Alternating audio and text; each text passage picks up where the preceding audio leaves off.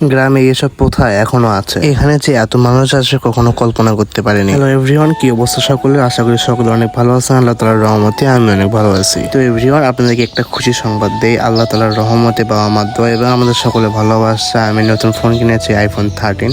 তো সকলে আমার জন্য দোয়া করবেন। আর সকালবেলা আমি জানতে পারলাম যে আমাদের পাশে গ্রামে একটা ওরস মাহফিল হবে, সেখানে সবাই যাবে। অলরেডি বন্ধু বান্ধব সবাই এখানে চলে আসছে। তবে আমার এই বন্ধু কিন্তু বিবাহিত ছিল, যে জন্য একটু শরম পাচ্ছে। অনেকেই প্রশ্ন করতে পারেন যে এই ওরসটা কি? ওরসটা হচ্ছে, যারা গ্রাম অঞ্চলে থাকেন তারা অবশ্যই বুঝতে পারবেন যে কোনো একটা অলিয়া আওলার নিয়তে যদি কখনো 3-4 গ্রাম এলাকা সহ খাওয়ানো হয়, সেটাকে ওরস বলা হয়। তবে আমার কাছে এই ওরস খাওয়াটা অনেক বোরিং লাগে। এই কারণটা হচ্ছে, যদি আমি 1 ঘন্টা আগে যাই, তারপরে অনেকক্ষণ পর আমাকে ভাত দেওয়া হবে, আবার অনেকক্ষণ পর আমাকে তরকারি দেওয়া হবে। এই জিনিসটা আমার অনেক অনেক অনেক খারাপ লাগে। তো যাই হোক, বাঙালি বলে কথা, ফ্রিতে সবাই খাইতে চাই, তো আমিও গেছিলাম বরাবরের মতো।